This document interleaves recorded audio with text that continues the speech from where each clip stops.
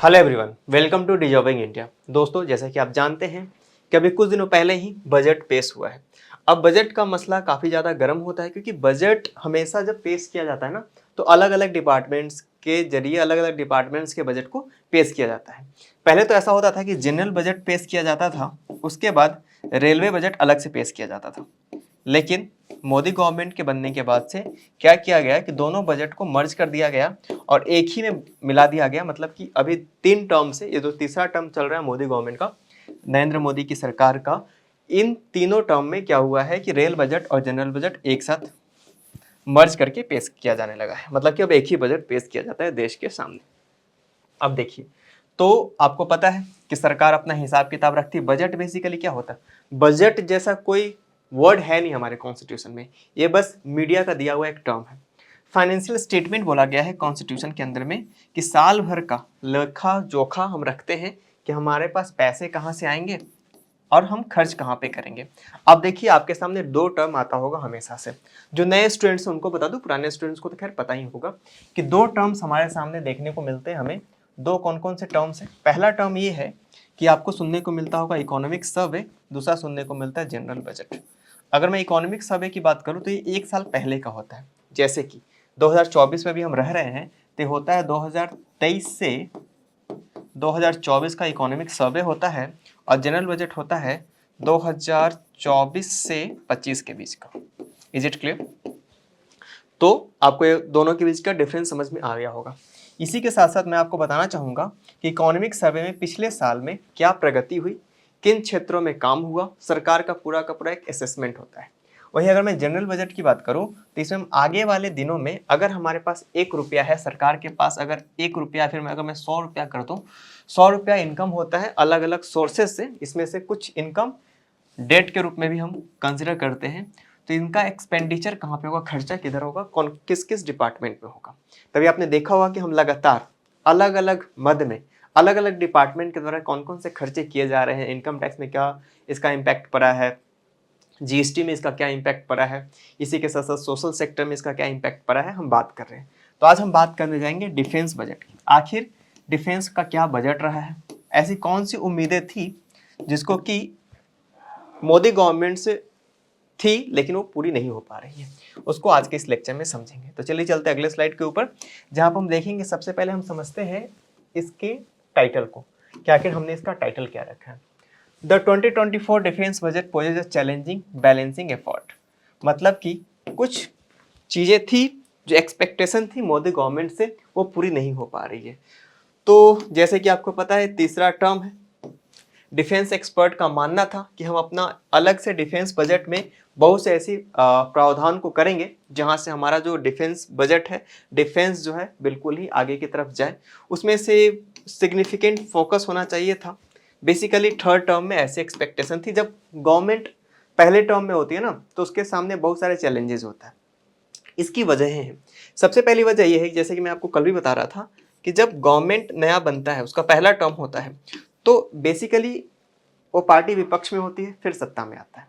पहला टर्म होगा तो ऑब्वियस सी बात है, विपक्ष में थी फिर सत्ता में आता है। अब जब जैसे ही वो अपने सत्ता में आता है, तो उसका जो पॉलिसी बेस्ड डिसीजन है ना, वो काफी अलग होता है प्रीवियस गवर्नमेंट से। क्यों? क्योंकि बहुत सारे फैक्टर्स रिस्पॉन्सिबल हैं। आइडियोलॉजी है, आपका सोचने का तरीका है, आपका इकोनॉमिक्स को लेकर क्या आप समझते हो, उसके अकॉर्डिंग वो अपनी अलग अलग पॉलिसीज बनाते हैं। ऐसे हालात में होता क्या है कि उनके पास पहले टर्म में ज़्यादा काम करने का अपॉर्चुनिटी होता नहीं है। लेकिन थर्ड टर्म में ऐसा अनुमान लगाया गया था एक्सपर्ट्स के द्वारा कि इसमें कुछ ऐसे चेंजेस देखने को मिलेंगे, लेकिन हो नहीं पा रहा है। ऐसे कौन कौन से चैलेंजेस हैं जिससे कि हमारा डिफेंस जूझ रहा है और गवर्नमेंट को इस पर फोकस करना चाहिए। आप अपने मेंस के आंसर राइटिंग में भी इसका इस्तेमाल कर सकते हैं इन फैक्ट्स का। तो कुछ इनिशिएटिव्स हैं जो कि लिया जा सकता है। सबसे पहले मेक इन इंडिया इनिशिएटिव्स, आपको पता है मेक इन इंडिया इनिशिएटिव बनाया गया था ताकि हम डिफेंस में अपने आप को काफ़ी ज़्यादा क्या कर सके, इक्विपमेंट्स को अपने ही घर पे बना सके। आपको पता है कि जब हम इंडिपेंडेंस जब हमने अचीव किया था, उस वक्त पे हम अपने जो डिफेंस से रिलेटेड जो हमारी चीज़ें थी वो हम कहाँ से मंगाते थे? स्टार्टिंग में हम रशिया से अपना चीज़ें मंगाते थे। उसके बाद हमने अपना ध्यान चेंज किया फोकस, फिर हमने यूएसए से अपनी चीज़ें मंगानी स्टार्ट करी। अब हमारा जो सबसे महत्वपूर्ण पार्टनर है डिफेंस के मामले में, वो है इजराइल और फ्रांस। बहुत बड़ा ये लोग मार्केट देखते इंडिया को। तो 2014 में इसको लॉन्च किया गया था। प्रमोट करना था क्या, मैन्युफैक्चरिंग इंडिया के अंदर में। तो इसमें ये इनकरेज करेगा फॉरेन डिफेंस कंपनीज को, ताकि हम इनके साथ कोलैबोरेट करें और अपनी चीज़ें जिस तरीके से हम इजराइल और फ्रांस को बेचते से सामान खरीद रहे हैं, उसी तरीके से हम छोटे देश जैसे कि मालदीव्स, नेपाल, श्रीलंका, बांग्लादेश और भी अफ्रीकन कंट्रीज को बेच सके। आपने देखा होगा कि ब्रह्मोस जो मिसाइल है उसको हम लोगों ने एक्सपोर्ट किया है। अब हम आगे बढ़े, अब हम देखेंगे, इसको मैं इरेज कर लूं। सेकेंड पॉइंट को अगर मैं बात करूं तो डिफेंस प्रोक्योरमेंट प्रोसीजर को क्या करना होगा, इसमें बहुत सारे रिफॉर्म्स लाने की जरूरत है, ऐसा डिफेंस एक्सपर्ट्स का मानना है। कि कौन कौन से ऐसी चीज़ें हैं जो कि चेंजेस करने होंगी। सबसे पहले टाइमलाइन को रिड्यूस करना होगा और प्रमोट करना होगा इंडिजीनियस मैन्युफैक्चरिंग मेथडोलॉजी को। तो इस पर फोकस करना होगा हमारे डिफेंस जो चीज़ों को देख रहे हैं उनको। इसी के साथ साथ हमें कुछ स्ट्रेटेजिक पार्टनरशिप्स करनी होंगी। गवर्नमेंट को आइडेंटिफाई करना होगा कुछ प्राइवेट सेक्टर को जो कि प्रोड्यूस कर सकते हैं इस तरह की चीज़ें, जैसे कि submarines, fighter aircrafts and helicopters. अभी आप देख पा रहे होंगे जो कि वेस्टर्न यूरोपियन कंट्रीज है उनका काफ़ी स्ट्रॉन्ग होल्ड होता है। इसी के साथ साथ इजराइल अराउंड 90 लाख लोगों का देश है और वो लगभग सभी को अपने डिफेंस का जो प्रोडक्ट है वो एक्सपोर्ट करता है। ऐसा क्यों करता है, क्योंकि उसने ना प्राइवेट पार्टनरशिप किया कर रखा है, प्राइवेट कंपनीज को ऐसा एक्सेस दे रखा है कि वो इस तरह की चीज़ों को मैन्युफैक्चर कर सकते हैं। इसी के साथ साथ इंडिजीनियस कैपेबिलिटीज़ को डेवलप किया जा सके और कुछ ज्वाइंट वेंचर्स को भी स्टार्ट किया जा सके। टेक्नोलॉजी को ट्रांसफर करना और कोलैबोरेशन करना, जैसे कि मैंने ऊपर बात किया, ये पॉइंट भी ऊपर वाले पॉइंट से मिलता जुलता है कि आप टेक्नोलॉजी को ट्रांसफर करेंगे, फिर इसको मैन्युफैक्चर करेंगे और फॉरेन ओरिजिनल इक्विपमेंट्स मैन्युफैक्चरर्स को क्या करेंगे, आप कोलैबोरेट करेंगे इंडियन कंपनीज के साथ। चलते अगले स्लाइड के ऊपर। यहाँ पे हम देखेंगे investment in defence and research and development. तो मेक इन इंडिया का भी यही उनका जो मेन मोटिव था, यही था कि हम क्या करेंगे, रिसर्च एंड डेवलपमेंट को बढ़ाएंगे अपने अंदर।